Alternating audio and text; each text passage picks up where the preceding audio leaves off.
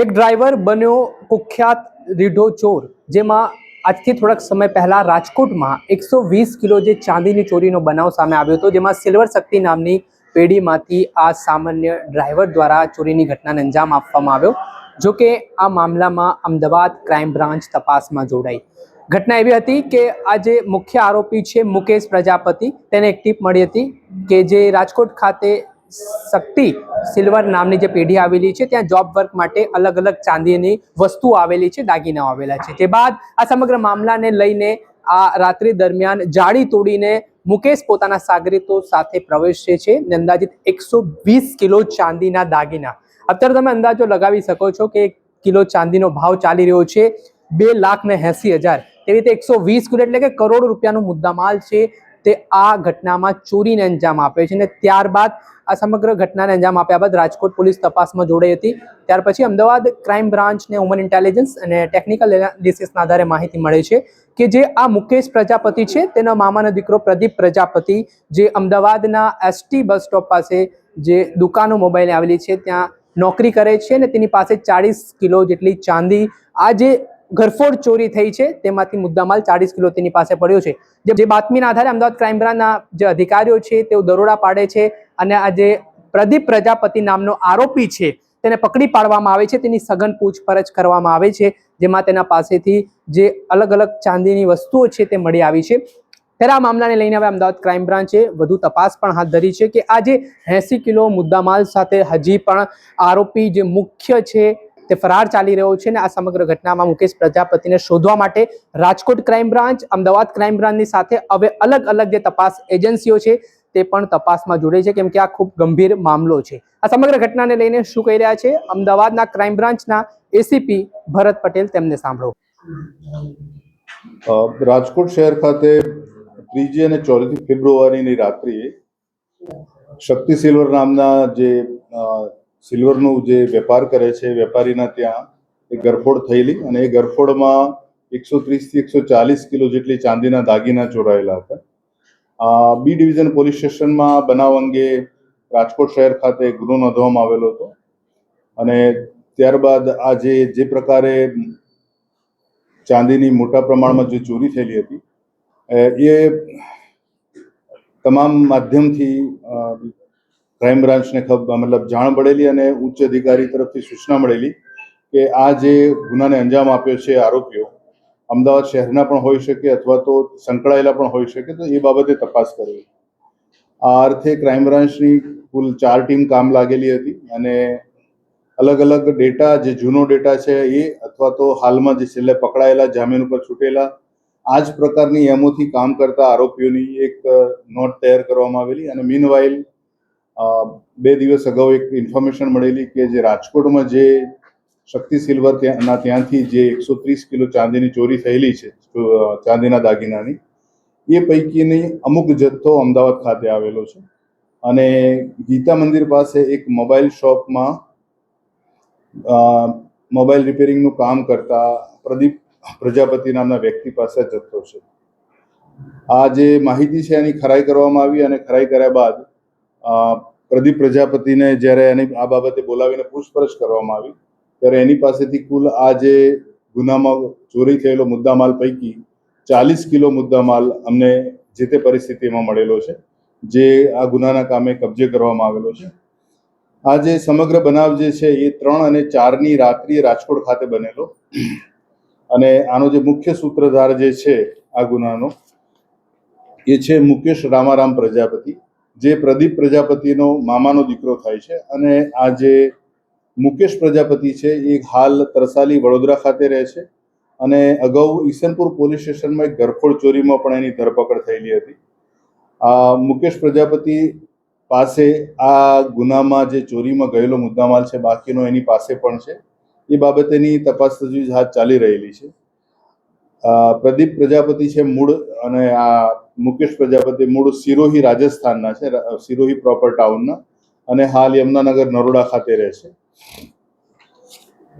મુકેશ ઉપરાંત આ જે બનાવ છે બનાવમાં 2 થી 3 વ્યક્તિ બીજા પણ સંડોવાયેલા છે અને આ જે ચોરી કરવાનો જે પ્લાન હતો એ મુકેશ જે અગાઉ ડ્રાઇવિંગનું કામ કરતો હતો, 4 વ્હીલર ડ્રાઇવિંગનું, અને એના કારણે એને એક ટીપ મળેલી હતી કે શક્તિ સિલ્વરમાંથી આ પ્રકારની જે દાગીના જે છે અથવા તો મોટો જથ્થો ચાંદીનો જથ્થો ઘણી વખત એમના ઘરે પણ લઈ જવામાં આવતો હોય છે અને જોબ વર્ક કરવામાં આવતો હોય છે.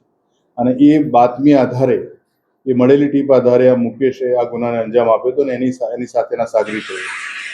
હાલ આગળની વધુ તપાસ જે રીતે રાજકોટ શહેર બી ડિવિઝન પોલીસ સ્ટેશન ખાતે નોંધાયેલા ગુનાની કરવામાં આવી રહેલી છે એ મુજબ આરોપી અને મુદ્દામાલની સોંપણી ટૂંક સમયમાં જ રાજકોટ શહેર પોલીસને સોંપવામાં આવનાર છે. સાહેબ, મુકેશે એકલાએ ચોરીને અંજામ આપ્યો હતો કે એની સાથે અન્ય કોઈ આરોપીઓ હતા?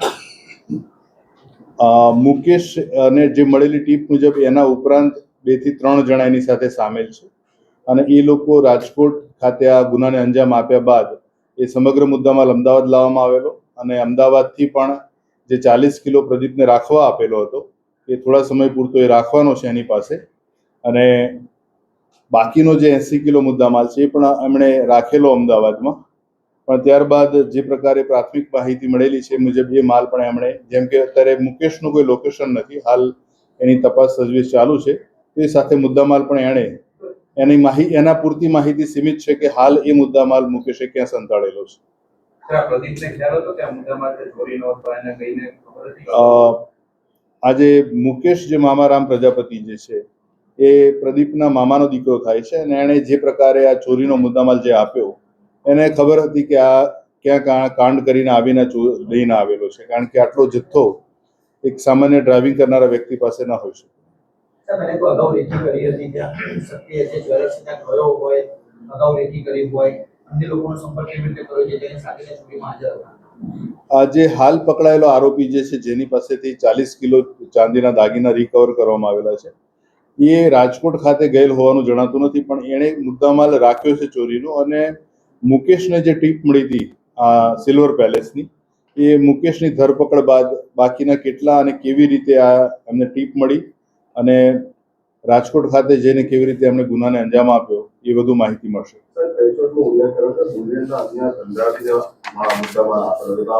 આમની કોઈ ઓળખ થઈ છે કે આવા ચોરીનો માલ કોણ લોકો ખરીદે છે?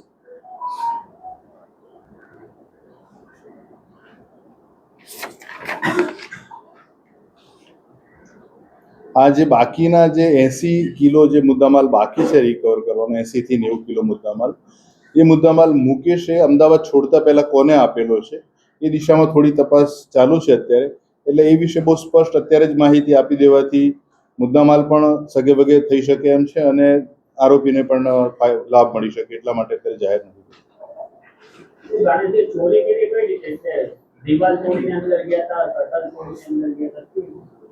જાળી તોડીને અંદર ગયેલા છે.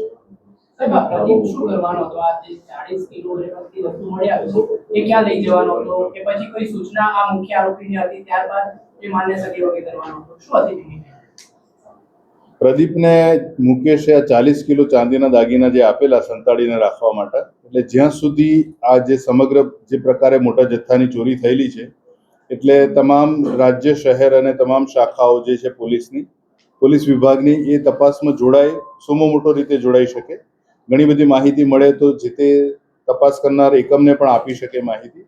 એટલે જ્યાં સુધી આ તપાસનો દોર શરૂ રહે શરૂઆતના દિવસોમાં, ત્યાં સુધી એ લોકોએ આ ચોરેલો મુદ્દામાલ સંતાડી રાખવાનો હતો.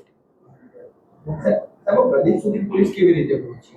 મુખ્ય આરોપી જે ચોરી કરનાર છે એ કે નથી પકડાયા, સીધો પ્રદીપ આવ્યો? કોઈ પણ બનાવ જ્યારે બને છે અને એમાં આરોપીનું નામ નથી હોતું ત્યારે પોલીસનો અનુભવ અને પોલીસના જે સોર્સિસ નેટવર્ક છે અને બનાવ સ્થળના જે પણ અત્યારે હાલ જે આપણી પાસે ટેકનિકલ સુવિધાઓ જે છે, અલગ અલગ એના પ્લેટફોર્મ્સ છે અને એના ઉપરથી જે પ્રકારે માહિતી મળે છે ત્યાં સુધી એ મૂળ આરોપી સુધી પહોંચવામાં સફળતા મળતી હોય છે. આપણે સાંભળ્યા હતા અમદાવાદ ક્રાઇમ બ્રાન્ચના એસીપી ભરત પટેલ. તેમણે આ સમગ્ર ઘટના લઈને માહિતી આપી છે અને સાથે આ જે ચોરીની વસ્તુ હતી, ચાંદીની ચોરી કરવામાં આવી તો તે આ બુલિયન માર્કેટમાં કોને વેચવામાં આવી તે બાબતને લઈને પણ એ એંગલથી પણ ક્રાઇમ બ્રાન્ચની ટીમ છે તે ઝીણવટપૂર્વક તપાસમાં જોડાઈ છે. હવે આગામી દિવસોમાં હજી મોટા ખુલાસા થઈ શકશે જ્યારે આ મુખ્ય આરોપી મુકેશ પ્રજાપતિ ક્રાઇમ બ્રાન્ચના હાથે લાગશે. હવે જોવાનું એ રહ્યું કે આ જે મુકેશ પ્રજાપતિ છે તે અલગ અલગ જિલ્લાઓમાં નાસ્તો ફરી રહ્યો છે અંતે કોને સફળતા મળે છે તેને પકડવામાં, પરંતુ આજે સમગ્ર ઘટનાને અંજામ આપવામાં આવ્યું છે. તેના તાર અમદાવાદ સુધી જોડાયા હતા અને ત્યારબાદ આજે પ્રદીપ પ્રજાપતિ હતો તે મહેસાણા આ ચાંદીની જે દાગીનાની વસ્તુઓ છે તે લઈ જવાનો હતો તેવી પણ માહિતી મળી રહી છે, પરંતુ તે પહેલા અમદાવાદ ક્રાઇમ બ્રાન્ચે આ સફળ ઓપરેશન પાર પાડ્યું છે. ત્યારે આગામી સમયમાં શું મહત્વના અને ચોંકાવનારા ખુલાસા થાય છે તે અપડેટો પણ આપના સુધી પહોંચાડતા રહીશું, એટલે નવજીવન ન્યૂઝ જોતા રહો.